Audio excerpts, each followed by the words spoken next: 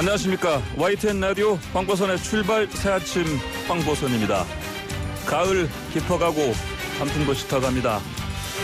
오늘 낮에는 22도까지 올라가고요. 지금은 좀 쌀쌀하죠. 일교차 오늘도 매우 큽니다. 건강 유의하셔야겠고요.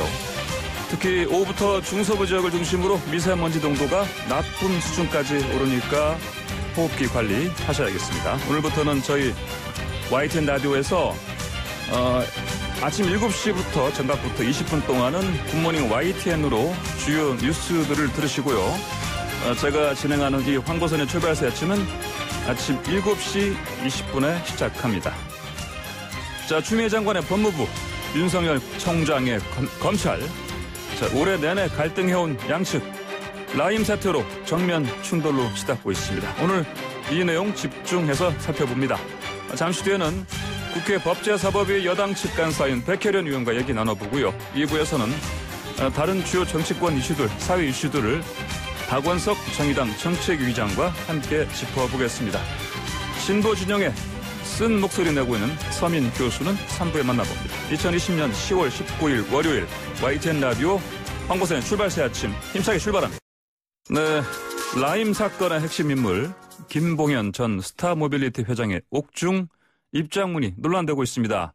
검사들에게 술 접대하고 검사장 출신 야당 의원에게 수억 원 줬다는 그런 내용인데, 야권에서는 이제 특검하자, 여권에서는 공수처 수사 대상 1호가 돼야 한다, 이런 주장을 펴고 있습니다. 검사 출신이죠. 또 법사위 간사인 더불어민주당의 백혜련 의원 연결해서 자세한 이야기 나눠보겠습니다. 백 의원님 안녕하십니까? 예, 안녕하세요. 네. 저 먼저요. 방금 제가 말씀드린 김봉현 전 회장의 옥중 입장문 내용 어떻게 보셨습니까?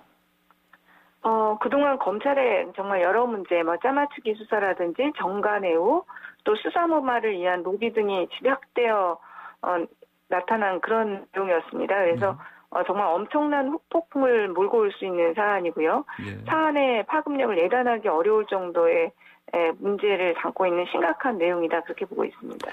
그러니까 이제 그동안의 검찰 수사의 문제점들이 집약돼 있는 그런 입장문으로 볼 수 있다, 이런 말씀이십니까? 네, 그렇습니다. 예. 자, 그러면 김봉현 전 회장이 이제 그 내용을 보면 현직 검사 또 야당 정치인들에게 로비하고 또 검찰 측에서는 여당 유력 정치인 겨냥한 수사 협조를 요구했다, 그래서 회유했다, 이런 주장인데요. 야권에서는 입장문이 허점투성이다, 이렇게 비판하고 있고, 그런데 그렇다면 김봉현 전 회장의 이 주장 신빙성이 어느 정도 있다고 보십니까? 수사로 밝혀져야 될 부분이고, 또 김봉현이 어쨌든 지금 조사를 받고 있는 상황이기 때문에 100% 믿을 수는 없겠지만, 예. 옥중 서신의 내용을 보면요, 시기와 내용이 상당히 구체적입니다. 그리고 유추가 가능할 정도로 볼 수 있는 부분들이 있기 때문에, 예. 신빙성이 상당히 있는 부분들이 많다고 보이고요. 예. 특히 김봉현 회장의 주장 중에서 현재 사실로 드러난 거는 어제 남부지검에서도 밝혔지만, 네. 검사 출신 야당 정치인의 우리은행 로비 의혹이요. 그건 현재 수사 중에 있다는 거 아닙니까? 네. 그러니까 그 부분 같은 경우는 여태까지 사실 언론에 김봉현 회장의 주장이 있기 전까지는 단 한 번도 보도된 적이 없었던 부분입니다. 네. 그런데 실제로는 김봉현이 검찰에서 그 부분에 대해서는 진술을 했다는 것이잖아요. 예. 네. 그렇기 때문에 그런 부분들은 지금 사실로 확인이 되는 부분이고요. 또 검찰 수사관에게 돈을 주고 이런다는 부분도 굉장히 떡값의 액수가 구체적으로 기재되어 있습니다. 그래서 그런 부분들은 상당히 그리고 신빙성이 있는 것으로 보입니다. 예. 자, 이전에 다 나온 내용이지만 강기석 전 수석에 대해서도 처음에는 5천만 원 줬다 했다가 또 이번엔 검찰이 강기석 전 수석을 잡아주면 보석으로 재판을 받게 해주겠다, 이렇게 얘기했다고 하는데, 이게 진술이 너무 좀 왔다 갔다 하는 거 아닙니까? 어떻게 보십니까? 그것도 꼭 모순된다고 보기는 어렵고요. 강기정 수석 같은 경우는 지금 청와대에 돈을 들고 갈 수 없다는 건 거의 이제 자명하게 밝혀진 사실 아닙니까? 그러니까 김봉현이 법정에서 했던 진술은 허위 진술이었을 가능성이 굉장히 큰 상황입니다. 그 이후에 그 진술이 나온 부분이기 때문에요. 네. 오히려 김봉현의 이런 진술들이 신빙성이 있다고 볼 수 있는 부분이죠. 예, 법정에서 그간 한 진술들은 허위 진실 가능성이 높다. 이거 문건을 통해서 봤을 때. 네, 그리고 이제 강기정 수석 같은 경우는 청와대에 진짜 5천만 원 상당이나 되는 돈을 들고 갈 수 없다는 건 이제 거의 밝혀진 거거든요. 왜냐하면 그 검문 과정에서 그런 현금을 들고 들어간다는 건 사실 불가능하지 않나. 이것이 기본적으로 다들 동의하는 부분이거든요. 예. 자, 이렇게 뭐 옥중 입장문 나오니까 야당 국민의힘 쪽에서는요. 청와대 정무수석 로비 폭로했던 사람이 뭐 갑자기 뭐 윤석열 사단, 뭐 검찰개혁 언급한다. 이거 이유가 뭐 석연치 않다. 뭐 이런 식으로 보고 있습니다. 어떻게 보십니까? 아무래도 김봉현 회장 같은 경우도 본인에게 좀 더 유리한 상황을 만들려고 하는 부분들은 분명히 있을 것 같습니다. 예. 그럼에도 불구하고 정말로 그 검찰에서 이런 식의 짜맞추기 수사라든지 이런 것들이 있었다고 한다면은 검찰 개혁을 충분히 또 얘기할 수 있는 부분들이 있는 것이거든요. 그동안에 특수 사건 같은 경우 이런 식의 수사 방식들이 많이 진행되었던 것이 사실이고요. 그리고 국민의힘 쪽 같은 경우는 사실 그동안에 그 권력형 게이트 여당의 그런 주장들을 했는데 김봉현 회장의 이런 진술로 해서 그 부분이 깨지는 부분이 있기 때문에 굉장히 또 그런 거에 반발하는 부분이 있지 않나 이렇게 생각됩니다. 예. 자, 그 김봉현 전 회장의 옥중 입장문 나오니까 이제 법무부에서 이제 조사를 했습니다. 지금 뭐 법무부 장관과 윤석열 이제 검찰총장 뭐 정면 충돌한 양상이다 이렇게 지금 언론 보도들이 나오고 있고요. 자, 그러면 이제 특히 대검에서는 검찰총장에 대한 뭐 중상모략이다 이렇게 강한 표현까지 써가면서 반발하고 있습니다.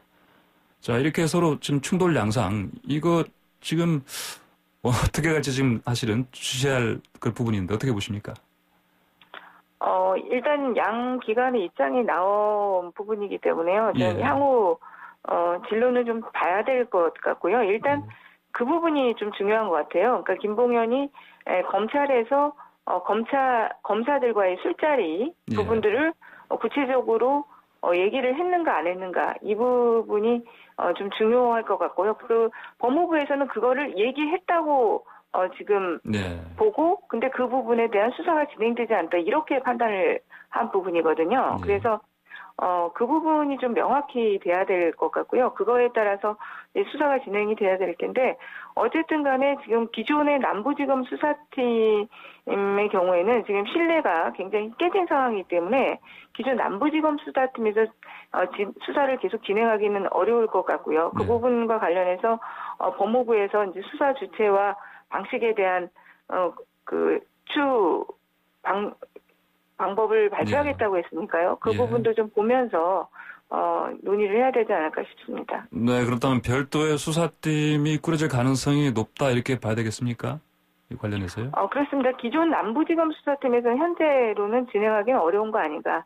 저는 개인적인 의견으로는 지금 독립적인 특별수사본부가 꾸려지는 것이 맞다고 봅니다. 왜냐하면은 지금 이 사건 자체가 현직 검사들의 술자리라는 문제가 들어왔기 때문에요. 그런 부분들에 대한 철저한 수사를 하기 위해서는 기존 남부지검 수사팀보다는 특별수사본부를 꾸려서 수사를 하는 것이 좋다고 생각합니다. 특별수사본부를 꾸려서 수사해야 될 사안이다 이렇게 말씀하셨습니다. 자, 그러면 국민의힘 쪽에서는 특검 도입 주장하고 있습니다. 이게 뭐 어떻습니까? 타당성 있는 주장이라고 보십니까? 일단은요, 특검을 하게 되면요, 기본적으로 시간이 한 달 이상 그 특검이 발족하기 전까지는 한 달 이상 걸립니다. 뭐 기존에 그 특검 도입됐던 사건들을 보면 50일 이상 걸린 사건들도 많이 있고요. 그런다고 한다면 지금 이 사건 같은 경우는 신속하게 수사하는 것이 굉장히 중요합니다.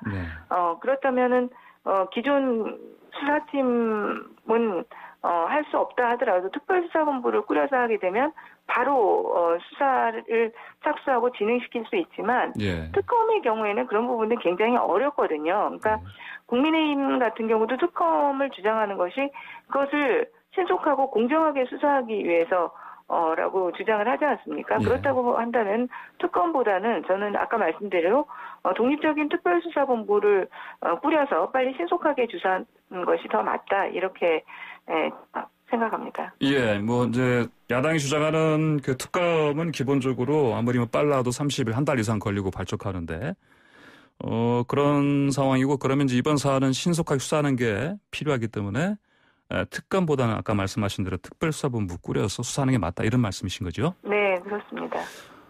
근데 만약에 그럼에도 불구하고 계속해서 이제 야당 쪽에서 특검 계속 가야겠다. 뭐 그러면 이거 좀 받아들일 가능성 좀 있습니까? 우리 여당 쪽에서요?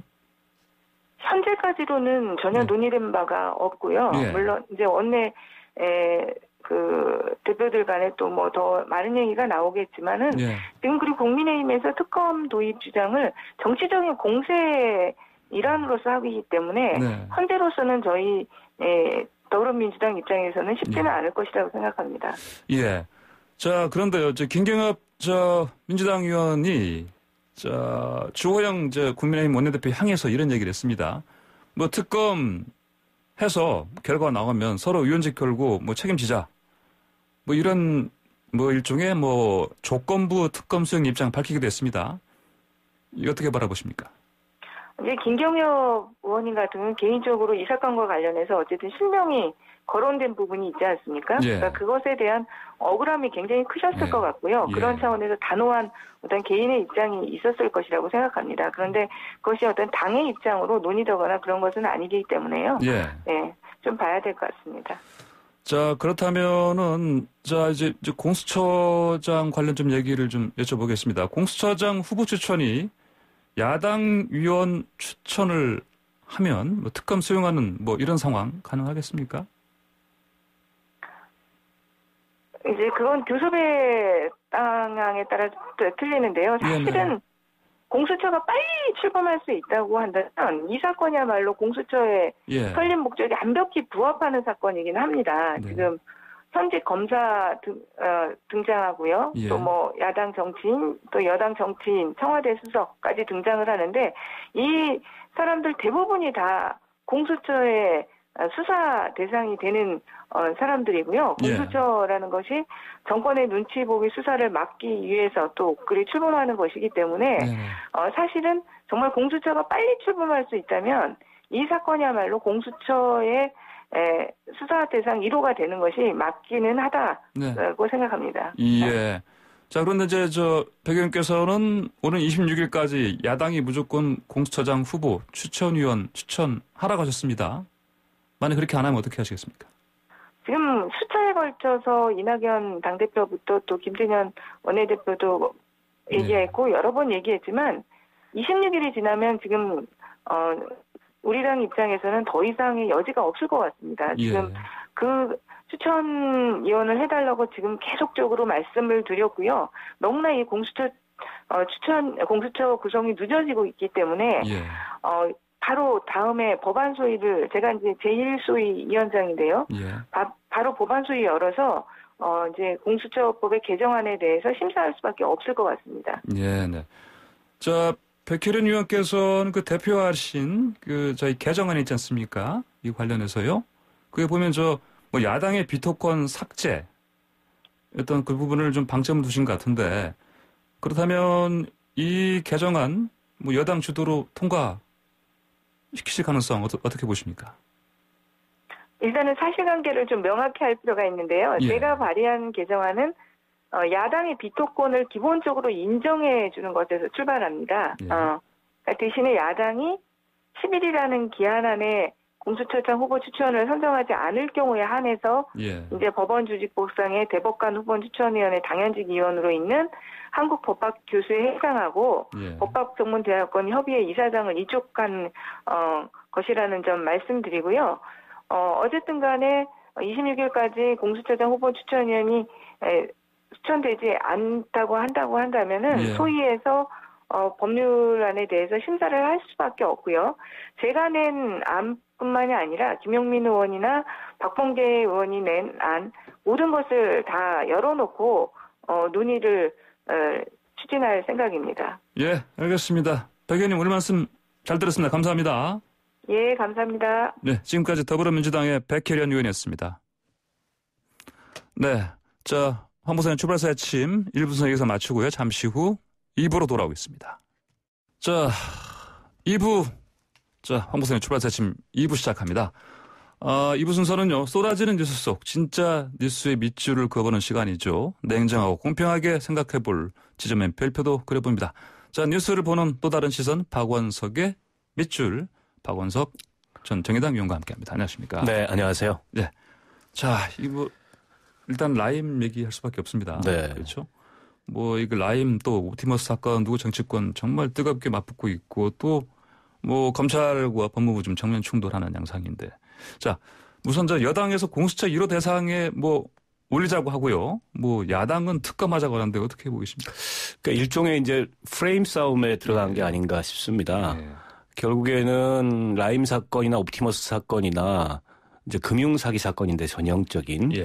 근데 이 사건의 전개 과정에서 보면 어쨌든 청와대 관계자들이 개입돼 있고 또 정치권을 상대로 이 사건을 축소무마하기 위한 로비가 있었다. 이걸 가지고 이제 검찰 수사를 진행해 왔는데, 그 라임 사태의 주범으로 지금 구속돼 있는 김봉현 씨가 처음에는 이강세라는 전 MBC 광주 그 지국장을 통해서 제사장을 통해서 강기정 청와대 정무수석에게 금품을 전달했다. 이런 얘기를 법정에서 돌연 진술을 했다가 갑자기 얼마 안 있어서 그 옥중에서 이 서신을 통해서 야당 정치인들을 상대로 한 로비도 했고 현직 검사를 포함한 전현직 검찰 출신들한테 뭐 술자리 로비도 하고 뭐 사건 청탁을 했다. 이런 진술을 함으로써 사건 양상이 굉장히 복잡해지고 있고, 이걸 이제 정치권이 아전인수식으로 해석을 하면서 이제 서로에게 책임을 전가하고 한쪽에서는 권력형 비리라 그러고 다른 한쪽에서는 이제 공작 수사라고 급기야는 법무부가 현직 검사들에 대한 향응 제공에 대한 감찰을 지시하면서 윤석열 총장이 수사검사 선정과 보고에 수사검사 선정에 개입했고 보고도 들었으면서 야당 정치인과 현직 검사들을 상대로 한 어떤 수사는 소홀히 했다라는 발표를 하게 되고, 그에 맞서서 대검은 이건 뭐 허위사실이고 중상모략이다. 다시 한번 검찰과 법무부가 충돌하는 양상을 보이고 있는데, 분명한 건 그 김봉현 씨는 어쨌든 금융사기 사건으로 중형이 예정돼 있는 범죄자입니다. 근데 지금 이분 한마디에 이렇게 뭐 여야, 더 나아가서는 뭐 언론 혹은 법무부나 검찰이 이렇게 춤을 출 상황은 좀 아니다. 그래서 그분이 하는 얘기를 고지고대로 믿을 수가 없고 그 사람 얘기를 좀 가려들어야 된다, 이런 생각이 들고요. 두 번째로는 일단 그 남부지검하고 서울중앙지검에서 라임 사건과 옵티머스 사건을 각각 수사를 하고 있는데 지금 단계에서 한쪽에서는 공수처를 얘기하고 한쪽에서 특검을 얘기하지만 일단 검찰이 수사 결과를 내놔야 됩니다. 근데 그 수사 결과가 객관적으로 봤을 때 믿을 수 없다거나 미진하거나 하다면 그 다음 단계로서 뭐 특검이 됐든 간에 혹은 공수처가 됐든 간에 검토할 일이지, 지금 수사를 하고 있는 중간에 갑자기 이걸 방향을 틀어서 공수처로 가져가거나 특검으로 가져가기가 굉장히 어렵다, 현실적으로 봤을 때. 이런 생각이 들고요. 세 번째로는 법무부 검찰이 지난번에 이제 검언유착 사건에 이어서 법무부와 검찰이 또 대검이 충돌하는 모습을 보이고 있는데 저는 좀 자제할 필요가 있다고 생각을 합니다. 법무부는 법무부대로 또 검찰은 검찰대로. 이게 어떻게 보면 문재인 정부 하에서 이 사법 그 법무 행정을 책임지는 두 기관이 서로 충돌하는, 여러 차례 충돌하는 모습을 보이고 있는데 어떻게 보면 이거는 국정 운영에 굉장한 불안정이거든요. 그래서 저는 그 이전에도 좀 대통령께서 이런 데 대해서 언급을 안 하셨는데 이번만큼은 검찰이나 법무부가 좀 자제할 필요가 있고 자제하지 않는다면 그에 대해서 좀 경고할 필요가 있다는 생각입니다. 보면 저 김봉현 씨가 뭐 그 옥중 입장문 통해서 이제 밝힌 내용을 보면은 꼭 이런 풍경이 뭐 영화에서나 보던 뭐 그런 상황들입니다. 그렇습니다. 뭐 정말 영화 같은 얘기들인데 일단 그 여야를 상대로 가리지 않고 로비를 했던 건 맞는 것 같아요. 전방위적인. 그거는 이제 검찰도 확인하고 수사 중에 있었던 것 같고 소환 대상자들도 대충 가려진 것 같은데, 문제는 이제 전직 그 검사 출신의 변호사를 통해서 예. 현직 검사들에게 향응을 제공하고 또 그 대가로 예. 이 검사들은 윤 총장의 입지를 살리기 위해서 예. 청와대 수석 정도는 잡아줘야 되는 거 아니냐. 네. 근데 이런 식의 공작 수사를 펼쳤다는 이게 이제 의혹의 핵심인데 네. 이 내용은 결국 수사를 통해서 가려질 수밖에 없지 않겠는가 생각합니다. 그러니까 지금 뭐 법무부에서는 뭐 별도의 또 수사팀을 구성할 것 같은 그런 뭐 이제 뭐 윤석열 예. 총장을 배제한 수사팀을 네. 구성해서 장관이 수사 지휘를 할 것인가 여부가 예. 지금 이제 이 떠올랐는데 네. 일단 지금 검찰이 수사를 하고 있는 과정에서 또 별도의 수사팀을 구성한다는 게 네. 어떻게 보면은 정치적으로는 상당히 무리수 아닐까 이런 생각도 듭니다. 예, 사실 방금 법제사법이 지금 국회 국정감사 진행 중인데 그 여당 측 간사인 백혜련 의원이 뭐 별도의 특별수사본부를 뭐 만들어서 가야 된다 이런 주장도 폈는데 이게 어떻게 될지 참 지켜봐야겠습니다. 자, 다음으로 근데 이 참 라임 옵티머스 사태가 4월 보궐선거에 영향을 좀 주지 않겠습니까? 큰 변수가 되겠죠. 예, 예. 왜냐하면 지금 이 수사 발표 시점을 예상해 본다면 예. 향후 1, 2개월 이내인데 네. 그러면 이제 여야에서 후보군이 떠오르고 뭐 예. 경선 일정이 들어가고 결국 수사 결과에 따라서 여야 한쪽 혹은 네. 뭐 양쪽 다 네. 치명적인 그런 타격을 입을 수도 있는 정도의 예. 이 폭발력이 있는 사건이지 않습니까? 당연히 이거는 뭐 재보궐선거에 큰 변수가 되겠죠. 그러니까 마치 회오리 바람처럼 이것저것 다 완전히 그냥 휘저어버리는 큰 진배가통급 이슈가 될 것 같습니다. 자, 다음으로 이제 밑줄 긋고 살펴볼 두 번째 사안. 자, 6개월 앞으로 다가올 재보궐선거에서 이제 민주당이 이번에 또 최근에 뭐 2020 더 혁신위원회 출범했습니다. 뭐 이것 때문인 것 같은데, 자, 뭐 물론 이제 공식적으로는 당의 체질 개선 취지다 이렇게 얘기했는데 아무래도 이건 뭐 내년 재보궐선거 앞두고 이제 어떤 조직 정비 들어갔다 이렇게 봐야 되지 않겠습니까? 그러니까 뭐 다목적 포석가 아니겠습니까? 예. 그러니까 재보궐선거가 내년 4월이고 그다음에 내후년에 3월에 대선이 있고 곧 이어서 전국 동시지방선거가 있기 때문에 앞으로 이제 남아있는 정치 일정들을 대비해서 특히 이제 정권 재창출이 가장 큰 목표이기 때문에 그걸 위해서 당의 조직을 정비하고 선거 일정에 대비하겠다는 포석이 첫 번째일 거고요. 예. 두 번째로는 이제 이낙연 대표의 임기가 굉장히 짧습니다. 네. 내년 3월이면은 물러나야 돼요. 예. 그러니까 사실은 대표로서 재임 기간이 불과 한 7, 8개월밖에 안 되는 상황에서 대표로서 뭔가 이 당을 좀 크게 바꿨다. 내지는 당의 체질을 정권 재창출을 할 수 있는 그런 상황으로 좀 바꿨다. 근데 이런 걸 좀 남겨야 되는데 그게 이제 일상적인 당무 체제로는 좀 쉽지 않으니까 아마 이런 혁신기구를 구성을 해서 모종의 어떤 이 당 혁신에 관한 안을 내지 않을까 싶고요. 일각에서는 뭐 그런 의심도 있더라고요. 민주당 내부이긴 하지만 이낙연 대표가 이게 경선에서 조금 더 유리한 그런 경선 룰을 이 혁신을 명분으로 도입하려는 거 아니냐 뭐 이런 의심도 있는데 지금 뭐 이를테면 뭐 관리당원 근데 그건 아마 쉽지는 않을 겁니다. 이미 그 룰이라는 게 정해져 있는데 그 룰을 흔든다면 당내에서 굉장히 불협화음이 커지기 때문에 쉽지는 않을 거라고 보고 어찌됐든 간에 지금 재보궐선거에서 1차적으로 넘어야 될 산은 민주당의 귀책 사유로 재보궐선거가 서울이든 부산이든 열리기 때문에 후보를 낼 수 있는 명분을 만들어야 되는데 아마 그 명분 찾기에 이 혁신기구가 여러 가지를 고심을 하지 않을까 싶습니다. 그럼 명분 찾으려면 일단 기본적으로 그 당원 당규부터 좀 손대되는 거 아닙니까? 이제 당원 당규를 손댈 수도 있고, 근데 이제 그 당원 당규가 만들어진 배경을 보면 과거에 이제 박근혜 이명박 정부 시절에 그 정권 혹은 여당의 귀책 사유로 재보궐선거가 열림에도 반복해서 후보를 내는 거에 대해서 우리는 좀 다른 정당이다. 이런 걸 보여주자고 만들었는데 결국 이제 스스로 공지에 몰리니까 당원 당규를 바꾸냐 이런 비난이 올 수 있잖아요. 그러니까 부메랑이 돼버렸지 않습니까? 그래서 아마 뭐 특별결의 같은 형태로 이번 재보궐선거에 한해서 그 당원 당규 예외를 둔다든지 뭐 이런 가능성도 없지 않아 있고요. 물론 이제 당원 당규 전체를 바꿀 수도 있습니다만 중요한 건 결국 정치적 유불리에 따라서 말을 바꾸고 입장을 바꾸는 정당, 민주당도 거기서부터 자유로울 수 없는 그런 상황이 되는 거죠. 사실은 뭐 이 선과 관련된 이런 스캔들이 중대 어쨌든 이 이 비위나 중대 귀책 사유가 아니다 이렇게 얘기할 수는 없는 거고 더군다나 서울과 부산이라는 대한민국 제1, 2도시의 광역단체장이 직접 연루된 문제이기 때문에 민주당으로서는 여러 가지로 궁색할 수밖에 없는 입장입니다. 예, 그러니까 어떻게 민심을 얻어가면서 이걸 할지는 좀 지켜봐야 되겠습니다. 자, 또 서울시장 하마평에 오른 인물들이 있습니다. 박영선 장관, 추미애 장관, 우상호 의원, 박준희 의원. 이 중에 경쟁력 있는 인물이 있다고 보십니까? 뭐 전부 경쟁력 있는 분들이시죠. 어쨌든 여당의 중진이거나 또 새롭게 떠오르는 그런 리더십이기 때문에.